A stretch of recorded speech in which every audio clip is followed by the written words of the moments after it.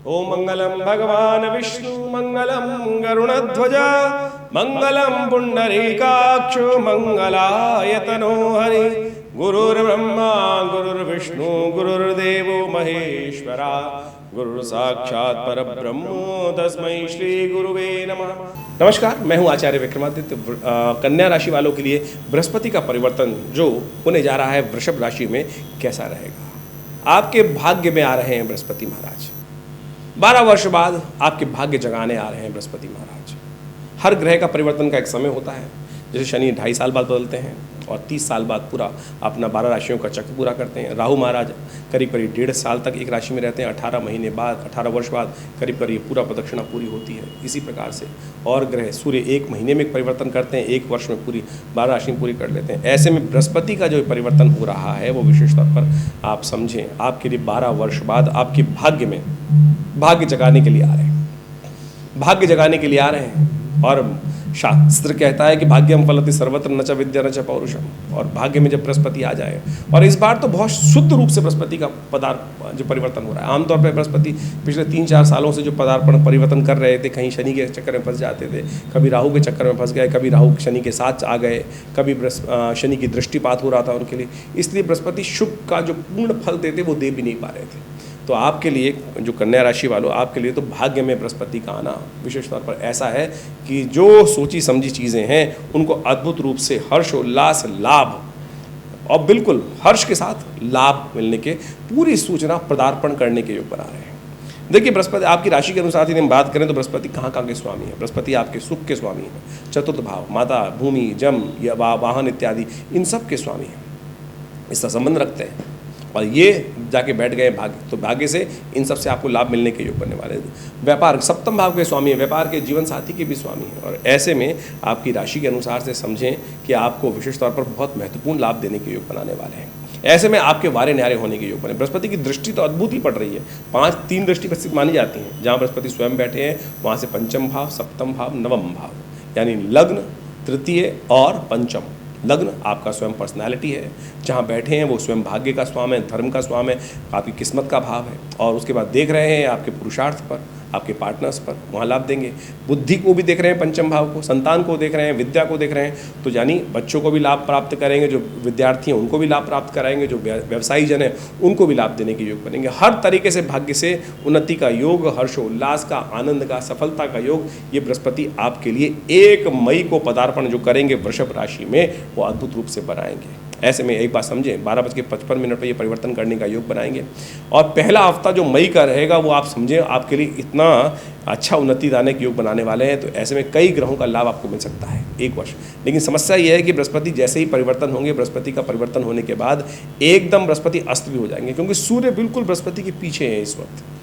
और वो जो गति से चल रहे हैं, हर रोज 1 अंश आगे बढ़ते हुए बृहस्पति वहाँ अपनी स्लो गति से चल रहे हैं, क्योंकि उनको 1 वर्ष में चक्र पर निकलना है। सूर्य को 1 महीने में राशि क्रॉस करनी है। तो ऐसे में 7 तारीख को बृहस्पति को अस्त कर देंगे, लोप कर देंगे। तो ये बात ध्यान रखना है आपको। और शनि का खेल इस वक्त बड़ी विचित्र स्थिति में चल रहा है आपकी राशि के अनुसार से। शनि महाराज आपके 6ठे भाव में स्वग्रही होकर बैठे हैं, जो रोग कारक हैं, जो शत्रु कारक हैं, शत्रु वृद्धि कारक हो रहे हैं। और ये आपके लिए एक समस्या का कारण है। तो आपकी जो विचार है, आपके अंतःकरण है, वो आपका शत्रु बनता जा रहा है। अंतःकरण कहीं ना कहीं अंधकार दे रहा है, कहीं ना कहीं आपको निस्तेज कर रहा है। तो उससे आपको बचने का प्रयास करना चाहिए कन्या राशि वाले। ऐसी दुस्वाभाविकता है आपके मनोमस्तिष्क में। तो ऐसे में बृहस्पति का जो उदय हुआ है वो बिल्कुल 1 तारीख से 7 तारीख तक तो नई उम्मीद, नया व्यक्ति, नया व्यक्तित्व, नई पर्सनैलिटी, नए विचारों के साथ आप ओत प्रोत रहेंगे। लेकिन जैसे आप होता है ना कई बार कि जल रहे हैं और एकदम लाइट चली गई, लाइट होते ही एकदम क्या चली जाती, क्या अंधकार आ जाता है, तो ऐसा कुछ दिखाई नहीं देता। एकदम वो स्थिति उत्पन्न हो सकती है कि नई उम्मीद जगाकर एकदम जैसे कोई घटना घट गई और एकदम स्थिति समाप्त हो गई, कुछ दिखाई नहीं दे रहा है, वो 25 दिन के लिए स्थिति रहेगी। तो ऐसे में कुछ खास उपाय करने की ज़रूरत रहेगी। ऐसे में एक तो शनि को समझाना पड़ेगा, हनुमान चालीसा का नित्य प्रति पाठ कीजिए। और 7 मई से लेकर करीब करीब 2 जून को पुनः बृहस्पति उदय हो जाएंगे और फिर 1 साल तक रहेंगे। अब जो है तो है, इसको आपको समझने के बाद कुछ नहीं कर सकते आप। जो 1 तारीख को बृहस्पति बदले, फिर 7 तारीख को अस्त हो गए, तो 1 हफ्ता उन्होंने बिल्कुल उम्मीद जगाई और उसके बाद एकदम निस्तेज हो गए। तो ऐसी स्थिति बन सकती है। तो ऐसे में ध्यान रखने की भी ज़रूरत है। कुछ 27 विशेष तौर पर जो उपाय करने हैं वो तो हम आपको बताएंगे। ऐसे में तो जितना आप धर्म कार्य करें, बृहस्पति धर्म में जाके बैठ गए हैं, भाग्य में जाके बैठ गए। जितने आप पुण्य कार्य कर सकते हैं, धर्म कार्य कर सकते हैं, वो सब लगातार करने का प्रयास कीजिएगा। जितना संत महात्माओं की सेवा करने का प्रयास कर सकते हैं, पीली चीज़ों का दान करने का प्रयास कर सकते हैं। आप गौ सेवा करके गाय को पीली चने, विशेष तौर पर चने की जो दाल होती है, भिगो के खिला दीजिए अपने हाथ से। ये नित्य प्रति आप खिलाने का प्रयास कीजिए। बृहस्पति अस्त हो जाए तो अवश्य कीजिएगा, नहीं तो ये बृहस्पति का अब प्रभाव ऐसा ही है। एक तो होता है कि जो चल रहा है वो चल रहा है, सामने देख रहे हैं। एक अगर कोई गलत समय चल रहा है तो उसको ठीक करने के लिए आप कुछ स्टेप्स उठा रेमेडियल एस्पेक्ट उठाते हैं। तो ये रेमेडियल एस्पेक्ट्स हैं जो हम बताने का आपको कर रहे हैं कि इन उपायों को कर आप पुनः बृहस्पति को शक्ति दे सकते हैं, अस्त स्थिति में भी शक्ति दे सकते हैं, और बृहस्पति का जो पूर्ण फल आपको 1 तारीख से लेकर 7 तारीख के बीच में लगा हुआ प्राप्त होगा, वही आप अस्त काल में भी बढ़ा सकते हैं। लेकिन बृहस्पति का ये परिवर्तन 1 वर्ष के लिए है, बहुत महत्वपूर्ण है, भाग्य जगाने के लिए है। ऐसे में आपको समझना चाहिए कि 12 वर्ष बाद ये समय आया है, भाग्य जगाने के लिए आया है। कूड़ी के भाग भी जाग जाते हैं 12 वर्ष बाद। ये स्थिति कहाँ से निकली, कथा कहाँ से निकली? मत्स्यनाथ की कथा, गोरखनाथ की कथा के कारण से। ये बृहस्पति भाग्य में आपको उसी प्रकार जगाने आए हैं, लेकिन उसके साथ साथ दुर्भाग्यशाली शनि भी वहाँ चल रहा है। तो आप उस कथा के माध्यम से समझें कि शनि कैसे दुर्भाग्य को परिवर्तित कर सकता है यदि आप जागे नहीं। सौभाग्य आपके द्वार पर आके खड़ा हो गया है। कथा आपको समझ लेनी चाहिए। गुरु मत्स्यनाथ की जो कथा है, जिससे ये कथा शुरू हुई कि 12 वर्ष बाद कूड़ी के भाग जाग जाते हैं, वो कथा वास्तविक तौर पे आपको सत्य का अवलोकन कराती है कि सत्य कैसे आपके समक्ष, भाग्य कैसे आपके समक्ष आगे उपस्थित होता है, लेकिन आप दुर्भाग्य को कैसे दावत दे देते हैं। दुर्भाग्य भी साथ साथ चल रहा है। यदि सौभाग्य को जगाना चाहते हैं तो ये गुरु मत्स्यनाथ की कथा को सही से श्रवण करके अपने जीवन में उन उपायों को स्थान देने का प्रयास कीजिए, परिवर्तन होगा। बहुत महत्वपूर्ण प्रयास करें। एक कथा भी है विशेष तौर पर, उस कथा को यदि आप समझ लें, सुन लें, तो कि बृहस्पति के भाग्य जो 12 साल बाद कूड़े जाग, एक पुराने कहावत है, बृहस्पति कूड़ी का भाग जाग जाते हैं। वो कैसे जागते हैं, इसके संबंध में कथा है। वो जो विशेष तौर पे गुरु गोरखनाथ जी के साथ जुड़ी हुई है कि जब उनकी उत्पत्ति होती है तो किस प्रकार से उत्पत्ति हुई है, उसको आप यदि समझ लें ना, तो वास्तविक तौर पर समझ जाएंगे आप कि भाग्य कैसे जागता है और इस संसार के लोग कैसे आपके भाग्य को तोड़ने का प्रयास करते हैं, आपकी किस्मत को सुलाने का प्रयास करते हैं। लेकिन यदि आप बृहस्पति गुरु हैं, बृहस्पति देव हैं, बृहस्पति विशेष तौर पर संत हैं, और यदि संत का आचरण आप उनके साथ में रखेंगे, तो उनकी कृपा करेंगे, उनके साथ बने रहेंगे, उनके साथ जुड़े रहेंगे, तो आपके जीवन में अद्भुत रूप से ये 2 फैक्टर्स जो अशुभ दे रहे हैं, एक बंधन का युग दे रहे हैं, एक स्वास्थ्य खराब करने का युग दे रहे हैं, एक अननेसेसरी एंजाइटी नुकसान करने का युग दे रहे हैं, उसके लिए आपको सत्यत्व, जो विशेष तौर पे सत्य का अनावरण करने का प्रयास, सत्य के साथ जुड़ने का प्रयास करना चाहिए, महात्माओं का, संतों का आशीर्वाद लेने का प्रयास करना चाहिए। इसी से बृहस्पति के जो नेगेटिव प्रभाव है, वीतरागिता का उदय करना, वही बृहस्पति का प्रभाव जो आपकी राशि के अनुसार से हो रहा है, उससे आप निवृत्त हो सकते हैं। थोड़ा ध्यान रखिएगा। गौ सेवा लगातार करने का प्रयास कीजिए। इसमें जितनी गौ सेवा करेंगे आप, उतना बढ़िया आपके लिए। मंदिर में जाकर विशेष तौर पर भगवान को पीले वस्त्र, पीले पुष्प, पीली चीज़ें दान और अर्पित करने से आपके इस नेगेटिव प्रभाव में भी ठीक करने का अवसर पड़ेगा। बृहस्पति जब अस्त होंगे उससे पहले हम आपको कुछ खास उपाय अपने अगले वीडियो के माध्यम से बताने का प्रयास करेंगे, उनको अवश्य आप करने का प्रयास कीजिएगा।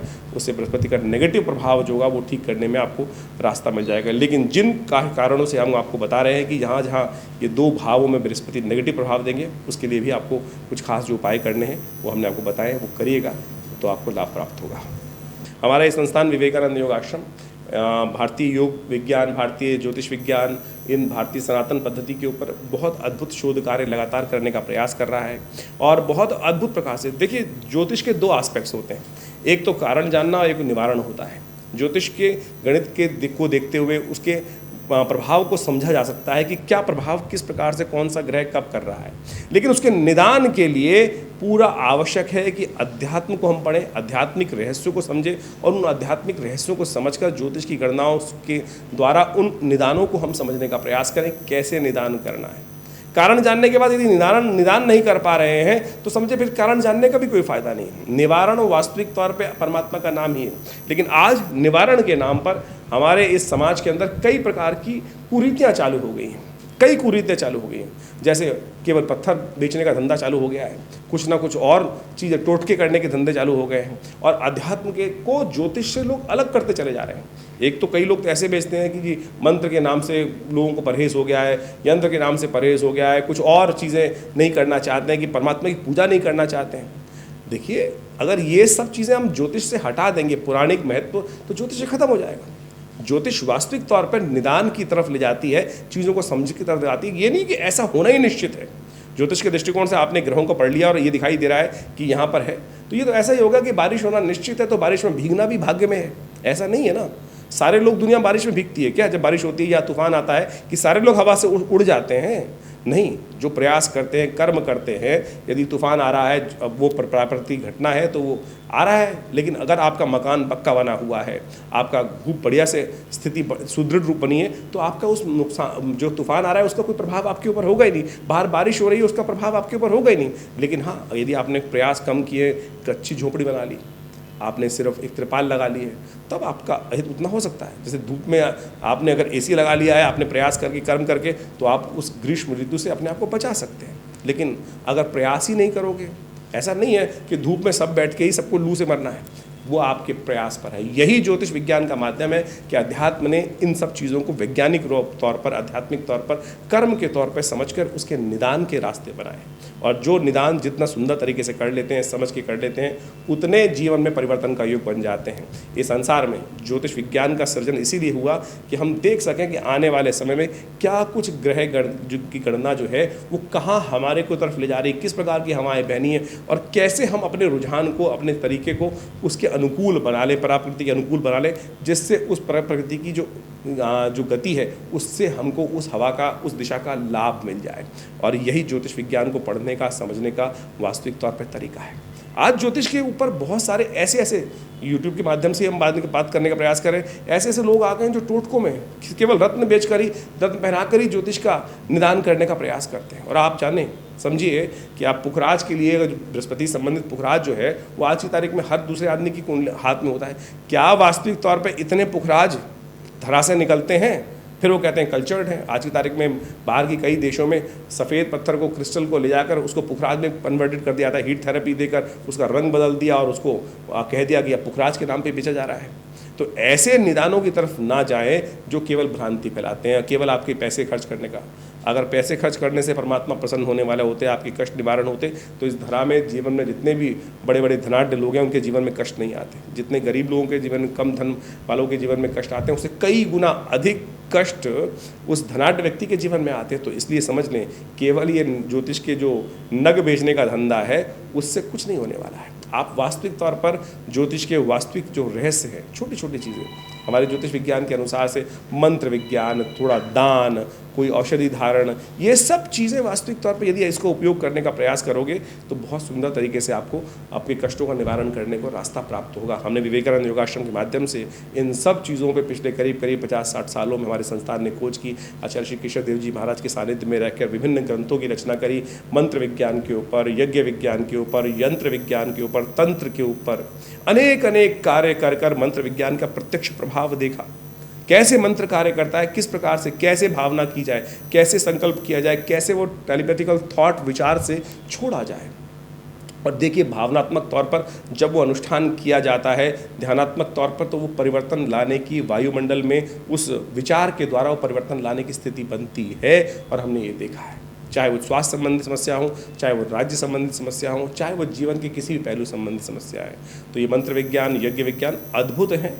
इनका सानिध्य आप भी आके ले सकते हैं। हमारे आश्रम पे आज भी नित्य 8 घंटे करीब यज्ञ होता है। विवेकानंद योगाश्रम लक्ष्मीनगर खुरेजी में स्थित है और वहाँ पिछले करीब आज 50-60 सालों से नित्यपति शोध का कार्य चल रहा है, यज्ञ के कार्य चल रहे हैं। मंदिर है बहुत सुंदर, माँ भगवती दुर्गा का दिव्य मंदिर विद्यमान है, जो 1947 में मुल्तान से आई मूर्ति, भगवती दिव्य मूर्ति जो है 500 साल पुराना दिव्य शिव विग्रह है, वो आज वहाँ शेरावाली की मूर्ति प्रतिष्ठित है। जिनका सानिध्य में यदि यज्ञ इत्यादि में सानिध्य आप लें तो अद्भुत रूप से मनोकामना सिद्धि के योग बहुत सुंदर तरीके से बन सकते हैं। हमारा संस्थान योग, प्राकृतिक चिकित्सा, आयुर्वेद, चिकित्सा विज्ञान, यज्ञ विज्ञान, मंत्र विज्ञान के क्षेत्र में भी कार्य कर रहा है। हॉस्पिटल है पूरा 100 बेड का, योग प्राकृतिक चिकित्सा का, आयुर्वेद का एक हॉस्पिटल है जो भारत सरकार के पैनल पर भी है। और वहाँ भी सुंदर तरीके से अनेक कार्य किए जाते हैं। भारत सरकार के बहुत सारे लोग जो सेंट्रल गवर्नमेंट के, दिल्ली गवर्नमेंट के, स्टेट गवर्नमेंट्स के लोग हैं, वो भी आके वहाँ पर चिकित्सा सुविधाएँ लेते हैं। तो आज योग प्राकृतिक चिकित्सा क्षेत्र में भी अद्भुत रूप से हमारे इस संस्थान के द्वारा कार्य किया जा रहा है। आप भी इस संस्थान से जुड़ सकते हैं। गौ सेवा के संबंध में भी आश्रम पे कार्य चल रहा है। विशेष तौर पर हर महीने कम से 8-10 भंडारे सुंदर तरीके से रहते हैं। तो आप भी इस आश्रम से जुड़ें। आपकी ज्योतिष संबंधी समस्याएं हैं तो आप पर्सनली फ़ोन कर भी विचार विमर्श कर सकते हैं। हर रविवार को होने वाले यज्ञ में कोई शुल्क नहीं लिया जाता। आप यज्ञ इत्यादि जो आश्रम में समय समय पर होते हैं, नवरात्र में, दीपावली जो विभिन्न समय पर होते हैं, चाहे रुद्राभिषेक श्रावण के पूरे महीने चलते हैं, सुंदरकांड के पाठ चलते हैं, भजन होते हैं, कथाएँ होती हैं, वो सब समस्त लोगों के लिए सुंदर तरीके से विद्यमान रहते हैं। आप सब उन सब चीज़ों का, सेवाओं का लाभ ले सकते हैं। धन्यवाद, नमस्कार।